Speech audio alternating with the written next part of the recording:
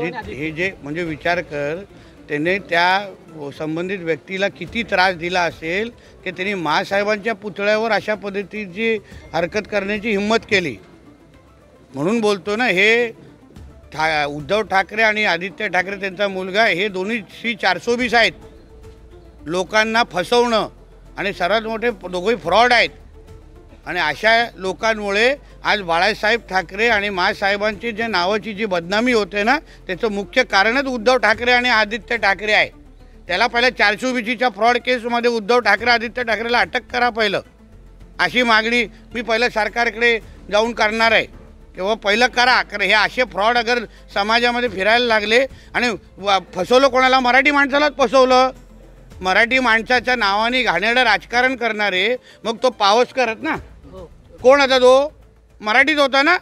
कधी पत्राचाळच्या लोकांना संपवायचं, कधी त्या शिवडी बिवडीच्या आजूबाजूच्या मॉल तिकडच्या लोकांच्या जागा लुटायच्या. आता ह्या पावसकर नावाच्या मराठी माणसाचं घर का लुटलं? मग मराठी माणसाच्या नावाचं राजकारण का करता तुम्ही? त्यांचंच घर लुटताय ना मग तुम्ही. संजयराव असं म्हणतात 150 ते 200 कोटी खर्च जो फडणवीस यांच्या बॅनरवर झाला. हां, फडणवीस यांच्या बॅनरवर झाला. अहो लक्षात घ्या, फडणवीस साहेब राज्याचे मुख्यमंत्री आहेत. राज्याची जनता त्यांच्यावर प्रेम करणारी आहे. म्हणून अशा कोणीही अगर आमच्या फडणवीस साहेबांचे बॅनर राज्यभर लावले असतील तर ह्याला हिरवी मिरची लागायची कारणच नाही ना. मला कारणच नाही. ह्याचे पहिले ह्याचा जो मालक होता तो पण पहिला फडणवीस साहेबांचेच फोटो लावायचा स्वतःबरोबर. 2014 ते 19 फडणवीस साहेबांबरोबर फोटो लावायचा ना. सामनामध्ये पण फडणवीस साहेबांचेच फोटो यायचे. मग आता कशाला मिरची लागते? फडणवीस साहेबांच्या एवढे लाखोनी चाहते आहेत, करोडोनी चाहते आहेत. कोणी अगर त्यांचा होर्डिंग बॅनर लावला असेल ते पण महाराजांना फुल टाकतं ना. म्हणजे काय संजय राऊत राजाराम राऊतला मोहम्मद अली जिल्ह्याला फुल टाकताना उद्धव ठाकरेचा फोटो लावायचा होता का? कारण ते मोहम्मद अली जिन्नावाले झालेले आहे ते. म्हणून त्याच्यामध्ये काय चुकीचं नाही असं वाटतं मला. राहुल गांधींनी एक आता असा आरोप केला, पत्रकार परिषद घेतली होती. त्यांनी असं म्हटलंय की मतचोरी मोठ्या प्रमाणात झाली आणि राजुरी मतदारसंघात. अरे बाबा, त्याचेच उमेदवार जिथे काँग्रेसचेच उमेदवार जिंकून आले त्याच्यावरच तो आरोप करतोय केव्हा इथे मतचोरी झाली. पहिले EVMच्या बद्दल विचारलं, EVM बद्दल काय झालं नाही तर मतचोरीबद्दल विचार. आता आवाज जेव्हा ह्या लोकांकडे मोदी साहेबांच्या विरोधात ह्यांच्याकडे काय प्रश्न नसल्यामुळे, ह्या लोकांकडे काय मुद्दे नसल्यामुळे आणि लोकांच्या तुम्ही लोकशाही प्रधान आमच्या भारत देशावरच प्रश्नचिन्ह उभं करतायत. मग अर्बन नक्षल आणि ह्यांच्यामध्ये फरक काय? संजय राऊत असं म्हणतात की ठाकरे ब्रँड बाकीच्या सगळ्या ब्रँडीच्या बाटल्या, या बाटल्यांना नशा सुद्धा नाही असं संजय राऊत म्हणतात. मग आता तर जे सकाळी 90 घेऊन फिरतो त्यालाच हे सगळे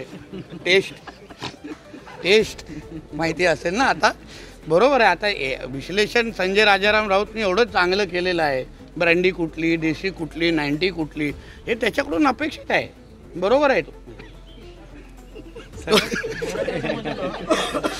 असं. साहेब, रत्नागिरी आणि सिंधुदुर्गमध्ये 3 नवीन जेटींना मंजुरी मिळाली. आपण सागरी किनारपट्टीचा विकास आमच्या आदरणीय फडणवीस साहेबांच्या माध्यमातून अतिशय जोमाने करतो. जेटीचा विकास, रोरो M2M आणणं, ह्या माध्यमातून मोठ्या संख्येने आमच्या सिंधुदुर्ग जिल्ह्यामध्ये रोजगार निर्मिती होणार. जेटी आली म्हणजे तिथे पर्यटन वाढणार, तिथे व्यापार रोजगार वाढणार. त्याच्यामुळे स्थानिकांना अजून नोकऱ्या मिळणार, अजून नोकरीची संधी भेटणार, व्यवसायाची संधी भेटणार. म्हणून माझ्या सिंधुदुर्गाच्या एकही तरुणी गोवाकडे, मुंबई, पुणे, नाशिककडे नोकरीसाठी जाता कामा नये अशा पद्धतीचं नियोजन आमचं महायुतीचं सरकार करत आहे. साहेब, लाडकी बहीण योजनेत 4,800 कोटीचा घोटाळा झाला असा सुप्रिया सुळे यांनी आरोप केला. आता आरोप करणाऱ्या लोकांनी पहिलं सिद्ध करायला पाहिजे ना. कारण त्यांचे राष्ट्रवादी शरद पवार गटामधलेच लोकांना किती लाभार्थी आहेत त्या याद्यामध्ये, ती पण यादी जरा तपासली पाहिजे. योजनेचा लाभ पहिला आमच्या कार्यकर्त्यांनी घ्यायचा आणि मग आम्हीच आरोप करायचा. हा कार्यक्रम आता महाविकास आघाडीच्या लोकांकडून सुरू केलेला आहे. साहेब, शेवटचा प्रश्न, मराठ्यांना हायकोर्टात सर्वात मोठं यश मिळालं आहे. आरक्षणासंदर्भात GR विरोधातील याचिका मुंबई कोर्टानं आज फेटाळली. बघा, आमच्या फडणवीस साहेबांच्या जेव्हा कुठलेही ते निर्णय घेतात सरकार म्हणून, आत्तापर्यंत 10% आरक्षण कोणी घालू शकलं का? म्हणून आम्ही बोलतोय फडणवीस साहेबांच्या नेतृत्वावर विश्वास ठेवून सगळ्याच समाजाने एकत्र येऊन हिंदू म्हणून पुढे आलं पाहिजे.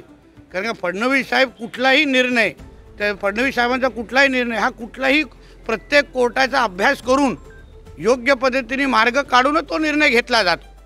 मग हाही जी आर आम्ही पहिल्या दिवसापासून बोलतोय, त्यांच्यावर विश्वास ठेवला तर आंदोलन करण्याची गरजच भासणार नाही.